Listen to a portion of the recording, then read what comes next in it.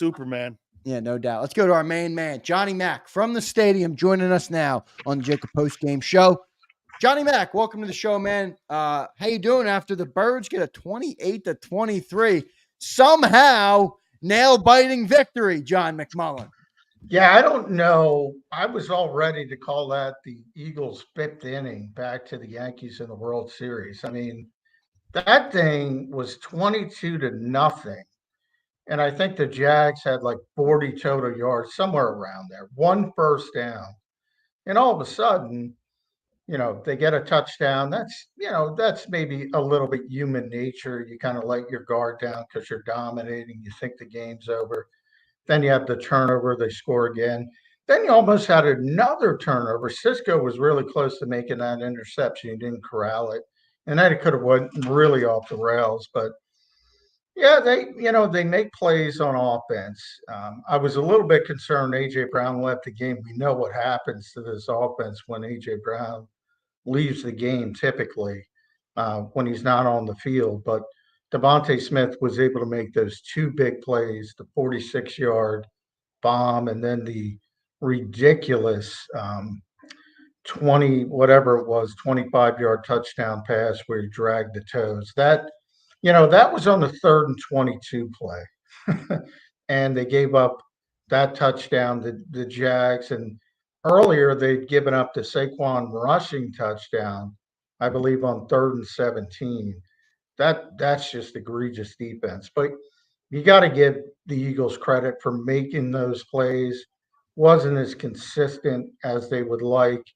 And, of course, everybody was upset at the head coach for not taking the points. Take the points, head coach. So, John, you don't think that was a well-coached football game by the coach, do you? Well, they're pretty good on the tush push, right? They got stopped twice in a row. Yeah, but typically for 2.5 years, pretty consistently good on the tush push. I think we can all agree on that. Yep. So they have some confidence that when they're down there, they're gonna get in with the tush push. Why wouldn't they have confidence? Then why would they go for it on 4th and 1 with a flare pass? Well, that to me is the more questionable decision. Anytime it seems they tried that earlier with Saquon, they tried to go away from the tush push and it didn't work. So I think it's legitimate to criticize when they try to get too cute.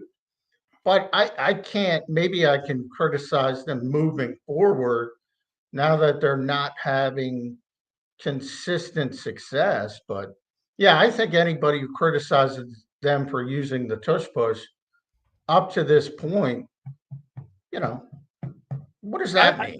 You're doing it well, but you should know you're not going to do it well in this game. That's the kind of stuff that frustrates me. If I'm like, come on.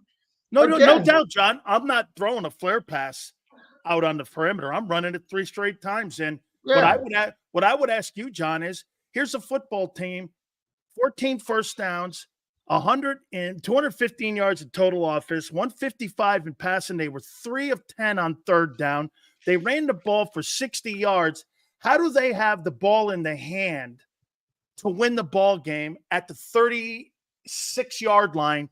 And Lawrence throws a bad pass in the back of the end zone, and they have an opportunity. Yeah, that was a bad pass, too. That was a good idea, but a bad pass. But how is that team close in that game when you are dominated in that game the entire time? And get this, they didn't even have turnovers in that game. The Jags had the turnovers in the game. Yeah, how are they making that a one-score game? They shouldn't have been in that position, obviously. But, one of the things, and I go back because we have so many Penn State fans here, like nobody wants to blame the players. Nobody. Execute the freaking play. And I know everybody's mad at, the official and Saquon got tripped up. All right, if he did get touched by a finger and he tripped, why are you dropping the football? Why are you putting that in the hands of the officials? Why aren't you executing what you've done to perfection over 2 years? Jake Elliott, Yeah, 57-yard field goal. We tend to yawn at those these days. That's a tough field goal, but he's made them before. Why isn't he executing right now? Why does everybody blame everything on the coaches? I know, but John, are you Execute a telling me damn there's no play. 12 points taken off the board today. That's what I'm saying. So you guys are like, they jump off sides like morons, right? And you guys aren't going to take advantage of that after watching this team. Why don't for you get 3 the years. points to put that team to sleep, though? Get the points, put the team to sleep. You could have rolled the So football. you're not confident. That You're is not one of the confident worst with this rosters team. in pro football. Yeah. That Jack's I team. think, frankly, Dan, I think that's bullshit. I think anybody who I says know you do, John. you're not and I think what you're confident saying is bullshit. When you look at that, you're not when you confident. look at that But Jag where's roster, your evidence? are you You're really not gonna say confident. how in the world? Sileo, How they've done it to perfection for two and a half years. Okay, and John. You know, Hey, and you John. know they're not going to How in be the world successful. does that Eagle team, who's a Super Bowl contending team, in the game with a football team that has one of the worst rosters in pro football? Guys, you got to let one another talk. You can't hear two people at once. My mistake. That's called looking at the game afterwards and second guessing. That's what that's called. If you're the head coach of the Philadelphia Eagles, pretend it's not Nick Sirianni, and you've had that success with that particular play for this extended period of time, and you're going to show up against one of the worst teams in football and say we can't accomplish that? How is that not bullshit? You got stopped twice on the goal line. All right. Then you went for a stupid play on 4th and 1 on the 4th and 1. I mean, you're telling me that was good decision making? Oh my God. Holy shit. Quite frankly, I feel like you it. I should put my freaking headphones down and walk.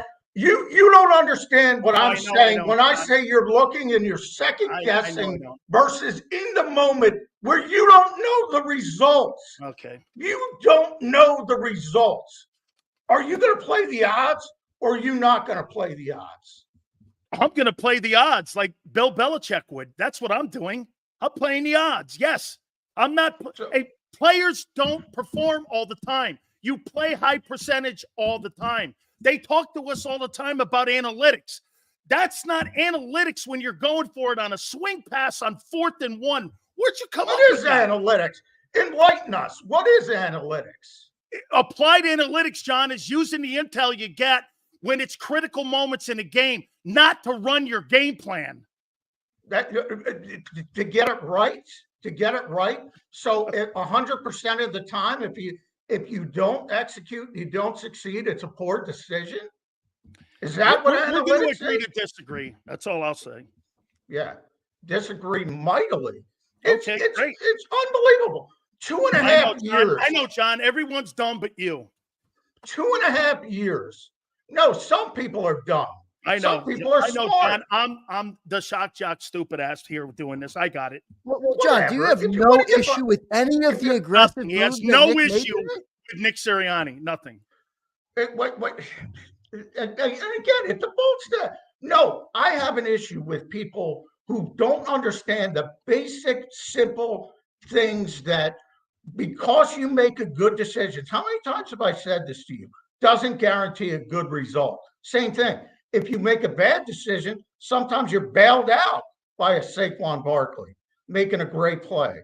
Sometimes you're bailed out by Jalen Hurts and Devontae Smith making a bad play. If you can't recognize both sides of that equation, yeah, I'm gonna mock you. I'm sorry. I'm not mocking. That's I don't feel any. Stuff. You're not mocking me, man, because I think it's ridiculous. Yeah, I do. Well, I am because you don't understand why you're wrong. I know, John. I know. Everyone's stupid but you. I got it. Yeah, I got it.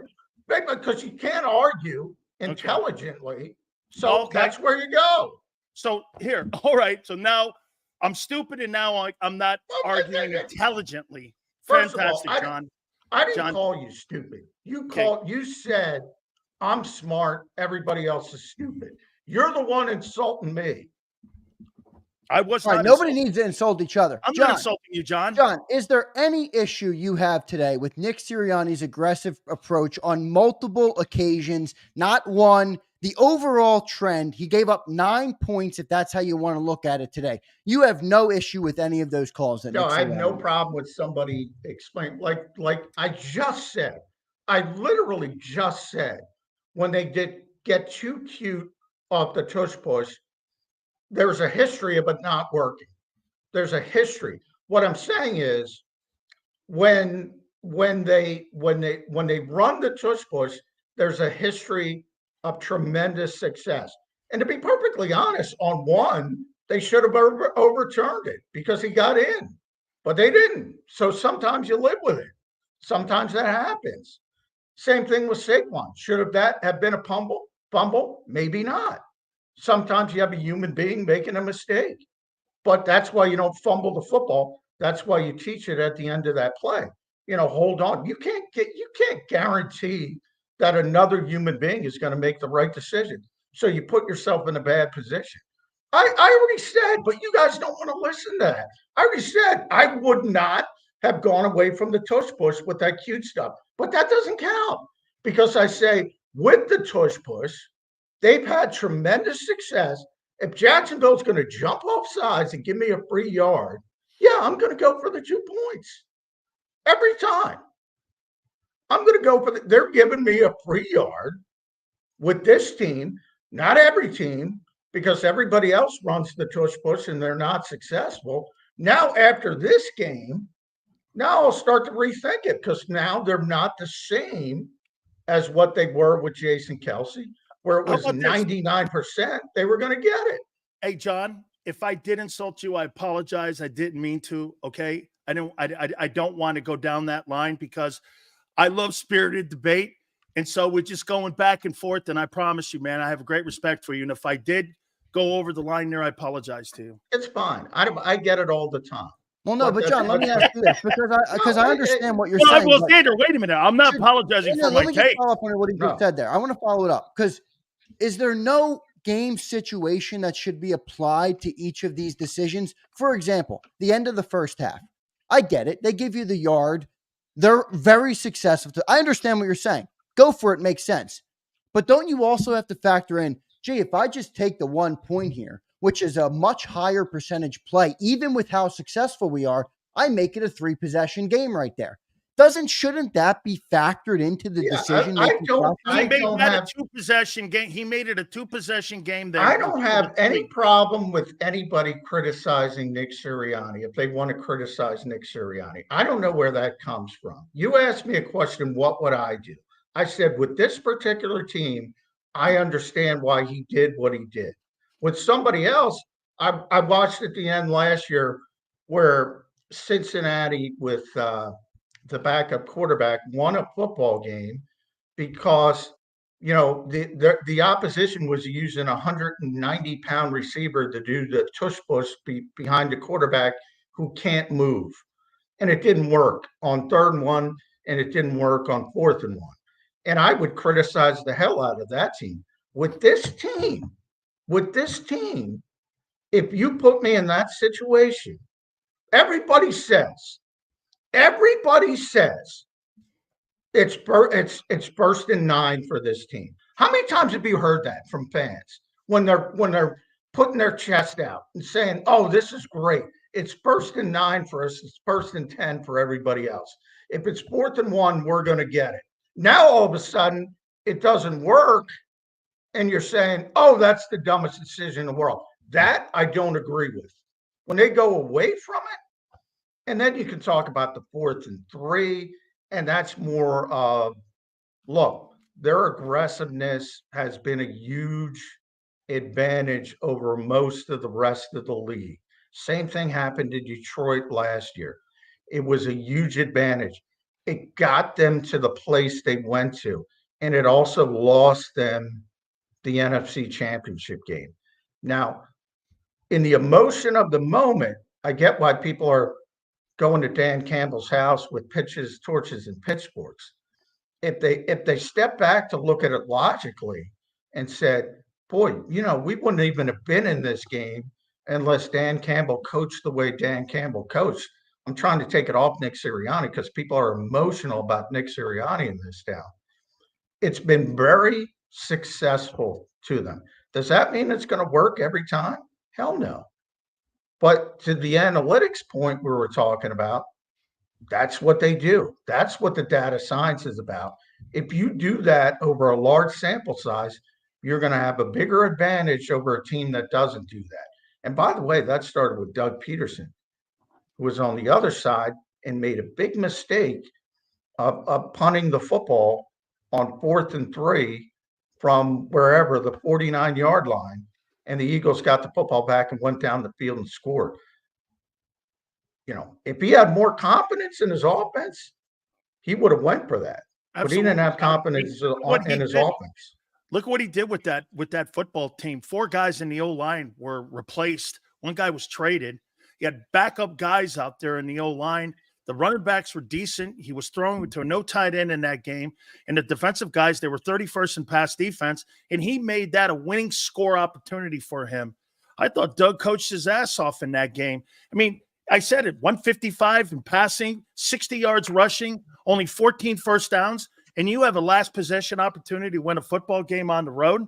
It's some pretty amazing coaching when you're looking at the talent level that they were in that game with the Eagles. Yeah, they definitely should not be in this game. It should have been extended garbage time. Yeah, when it was 22-0. Yeah, so why was it so close though, John? Like and maybe I'm wrong, maybe I'm a dumbass, and I don't know.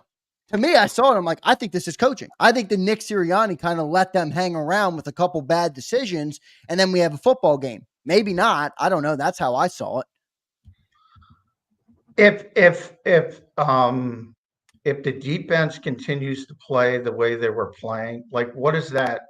So when they get to the first touchdown, forget about Nick Sirianni because nobody likes Nick Sirianni. Fire the guy. What do I care? I'll follow the next coach. That's Vic Fangio, obviously. So what happens? I don't know. I'll talk to Vic about that on Tuesday. So they let him go right down the field, which was astonishing to me, considering where they were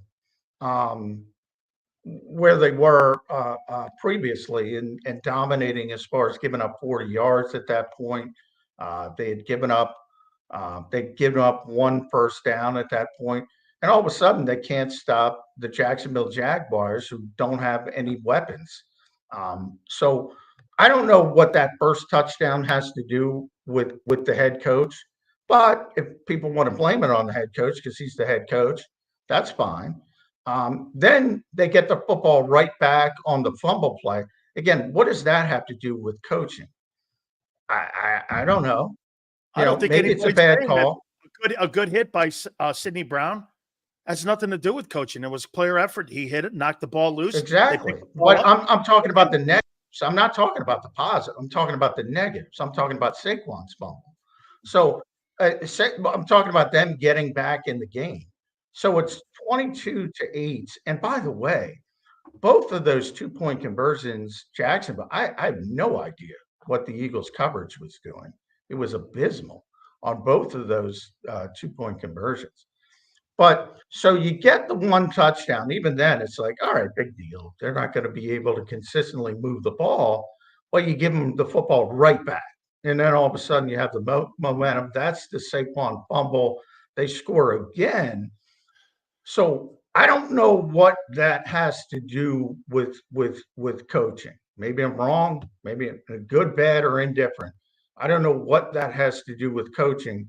Just players getting a little bit. Again, maybe the first touchdown's human nature. Maybe Saquon didn't fumble. Maybe they touched him and they shouldn't have called the fumble, but they did call the fumble.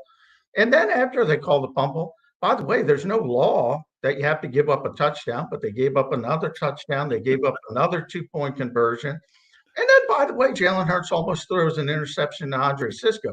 That's at that point where I said, that's the Yankees' 5th inning in the World Series at that point. But they overturned the intercept, rightfully so. It wasn't an interception.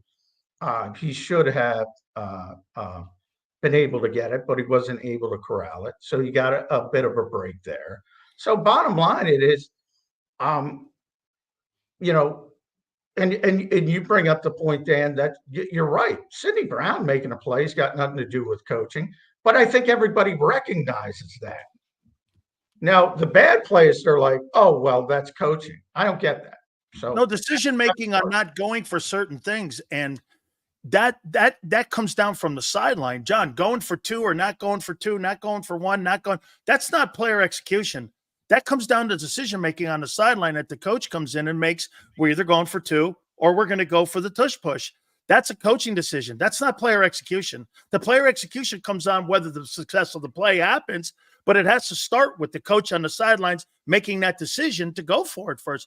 Jalen didn't call those plays not to go for the extra points or go for the 1 point. That wasn't his call. That was the sidelines call. So that's where, again, I look at it, and you're right. Player execution. But it still starts on the sideline, John. Decision-making starts on the sideline, not in game. So if it's 22-0 and you're the defensive coordinator, because you're a defensive guy of the Philadelphia Eagles, and you've given up 40 some odd yards and you've given up 1 first down, do you assume your guys are going to go out there and shit the bed after 39 minutes of spectacular defensive football? I'm not assuming anything at any part of a football You don't game. have confidence. You don't have confidence in your guys. My edge rushers did not show up in this game. No, only one edge rusher did, and that was Josh Sweat. How many? You played at a high level. How many times have you played on defenses that played 39 minutes? Forget about professional. It could be college football, anything at a high level, and have given up 40 yards. And you don't have confidence in that team. And only you don't have confidence. You don't have confidence in that team on that particular day. Totally, man. And only 51 plays. How are you win it with a last possession game where you're going to lose? You have a shot to lose against a 2-7 team. You know what happens. I'm talking about in the moment. How are you in that position that the game was a 60-minute ball game with a team that you and I were both thinking 31-17? What you played the game. So you're working your ass off to stop maybe, Florida or Florida State or whatever. And forget about Vanderbilt or somebody who's not good at it. You're working your ass off. And you've given up 40 yards in this particular after 39 minutes of football, and you're telling me you're not feeling it as a defensive tackle on the Miami Hurricanes? I'm going to tell you again, and John, I'll give you this. We play against Penn State. We lose the game 14-10. We had 500 yards in total offense. We surrendered 140 yards and only 6 first downs, and we lost. And you know what my coach told me after the game? My coach told me he became a better coach because in that situation, he learned about situational play calling, and he will tell you to this day, it's the most devastating loss in his career, and it taught him how to be a great head coach with decision and in-game decisions that he would make with his coaching staff. So you're right, John. You can have all the stats on your side, but you can keep another team in your game by poor decision-making that you make on the sideline. That's where I get that from. A guy who was a Hall of Famer at the college and pro level. That's how I talked when I talked to Jimmy Johnson, and he tells me that the sidelines make decisions like that. Players have to execute. John, you're not wrong. Being guy dropping the ball, putting the ball on the ground, that all comes down to player execution. It's all one ball, coaching and playing. That's where I get that stuff from, is that all decisions that we ever had. Yeah, but listen to what you just said. Listen to what you just said, Dan. He learned from that. He didn't do it in the moment.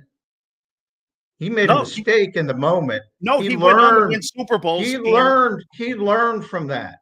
Right. In the moment. He didn't know it was going to happen. He learned from it after the game when he was looking about it. Now, if this team continues to fail at the tush push, which, by the way, I don't think they will, but if they continue to fail on a consistent basis, then, yeah, if he keeps going to it, by all means, rip him to shreds.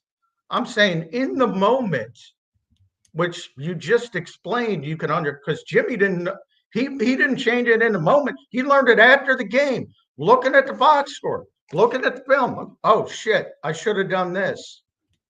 When you have confidence in your team, you don't go and say, hey, we're up 22-0 against a bad football team, You're not worried about, oh, I better play cautiously. You're the exact opposite. You're feeling yourself. That's human nature. And you should know that better than anybody, being on that Miami team, which was cockier than anybody.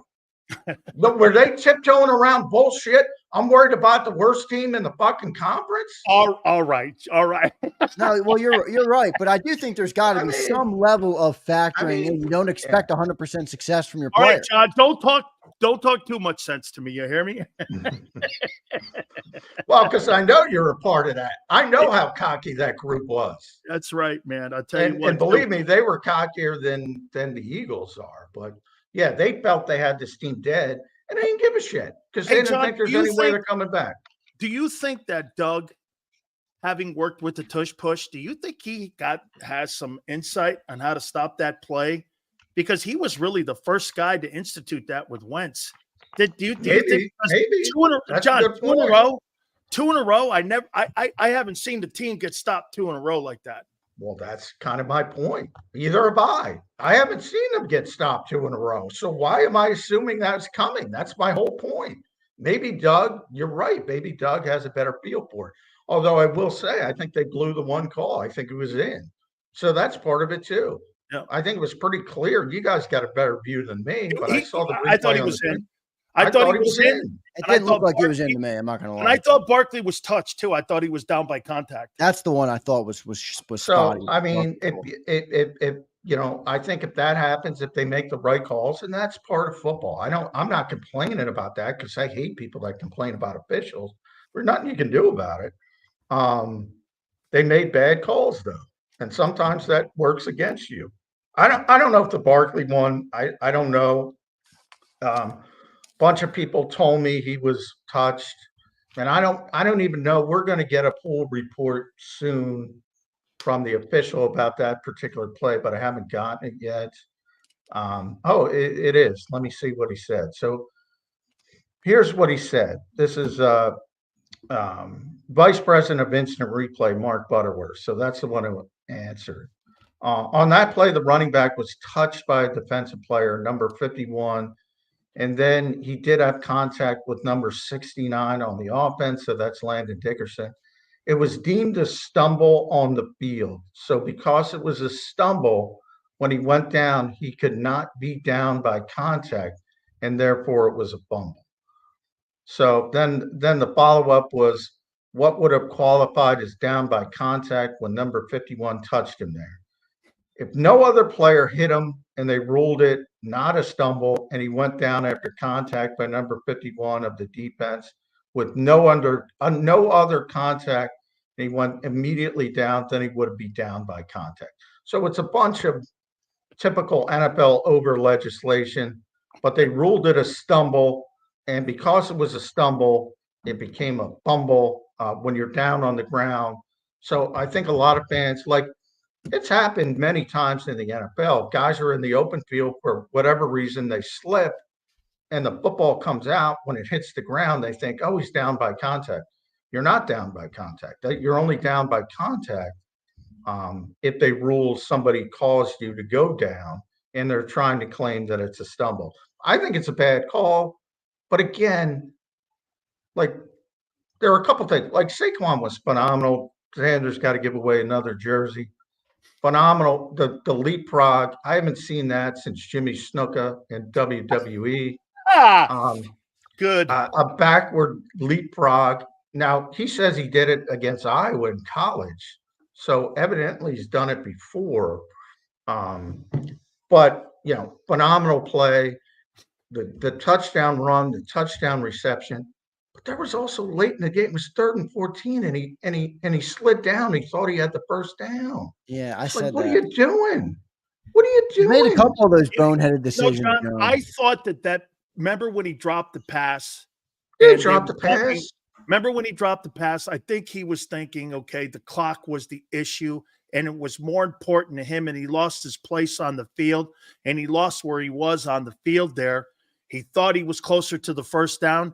He looked at it as he wanted to keep the clock going because he knew Jacksonville didn't have any timeouts left. So I get it kind of in a way, but I think he lost sight of where he was on the sidelines. Because if you remember right, when he caught that one pass and he was trying to tiptoe out of bounds, he really didn't have a presence of where he was on the sidelines too there. So I don't know, man. I mean, you know, there were a couple as there were. All I'm trying to say, there were a couple plays that he shouldn't have made, but he was spectacular. So he was spectacular.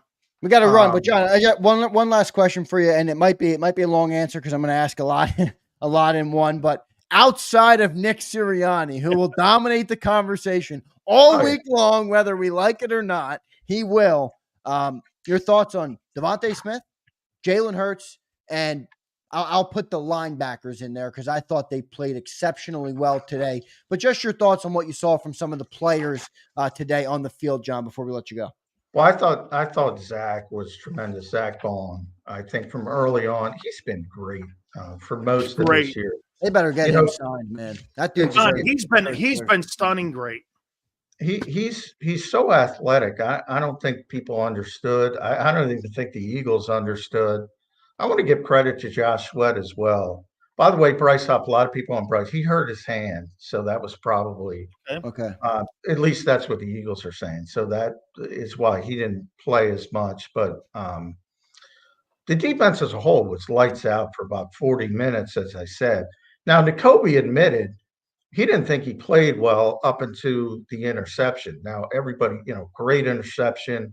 Overthrow by Trevor Lawrence. I thought it was a good idea, to be honest, by Jacksonville. I thought that was a good shot. It was just a terrible throw. Because let's be honest, that's Nakobe's weakness in coverage, and he made a great play. Offensively, Devontae Smith. It's just him in that toe tap. You see it. I've seen it so much, and you see it live, and you say, oh, there's no way he's going to be in. But I've seen it so much, I automatically say he's in. And he just makes his legs go dead. He's the best in football at it. And that touchdown was unbelievable. Jalen Hurts, I don't know if you guys saw, but we had a little bit of back and forth, and he was saying, I told him he had a knack for the deep ball because to me, his deep ball is tremendous. If you look at that 46-yard. And then he said, that's the first time I've heard that, he said to me. And I said, what? And they said, they said I couldn't do that. And I said, who's they? I just said you could. And he thanked me for it. But then he went in, like he uses that. Like I've heard so many people say about Jalen Hurts, how good his deep ball is. Everybody thinks he can't throw the deep ball. So he's built that up in his mind. I think maybe there's a competitive advantage to doing that, John, right? I mean, you build it up in your mind. Maybe I ruined it, but I think he's unbelievable. I'm not saying he's the best at it, but I can't think of anybody who throws a nicer deep ball. Now there's other stuff he's got to improve on. But yeah, there's a lot of good to take from this game, but they had a chance to lose it. And they had a chance to lose it because they left points on the field. So I get why everybody's upset. But I think that's where I disagree. That's where I turn and say, look, if I'm 4th and 1 with this team, I'm tush pushing all day. Well, John, the part of it that I disagreed with was they went away from it. They got stopped twice, and then they went to some bullshit play. Just run the push again. That I agree with. I don't agree ever. They did it earlier this year with Saquon. It was a disaster. We better get. I don't know. Hey, I need a beer here. We got to get out of here, John. Great stuff, man. Get home safe. Hey, John. This is one of the greatest debates I've ever had here on JAKIB Sports, and I got to tell you, and I want to thank you, man. Somebody that fights back is wonderful. Thank you. Yeah. Thank you, my friend. I never get upset at people. Me too. No way. As soon as I get off the air, I have too much other stuff. You think I'm Jody? Yeah. Jody was good at that too. Jody let it go. John, thank you, man. Great stuff. Get home safely. We'll talk to you in the morning on Birds 365, right, man? All right. Thanks, guys. Appreciate it. Thanks, bet, man. man. There's Johnny Mac joining us. Big Cells, I know you want to get the hell out of here. Let me No, just no. get your Uh, final take, man, on that segment. I have a final take. 2 to 6 Eastern National Football Show. That's how bad you want a beer. You won't even give me an answer. No, because I am going to tease the living F out of this because let me tell you this. That was a little tempered of a reaction to that guy's coaching. I completely 1,000% disagree. And I'm not going to get into a back and forth with our friend because he is, and he has strong opinions too, and I want him to. There was a couple low blows exchanged by each of you. I will say that. And I don't appreciate either of them because I love, I love both of you. I love you know both what, dude? In a I fight, can decide with you on this. sometimes you got to pick a chair up, all right? So I was waiting for you to turn into the wrestler, to the hey, bone crusher. Someday you got to pick a chair up, all right? How you doing? Okay. Monday, 2 to 6. Be there and be prepared. By the way, there's probably around 25 people in here that aren't going to be able to handle it. So you might want to take Monday off and sit this one out because I can't wait. You wait till that guy gets in front of the media in Philadelphia this week.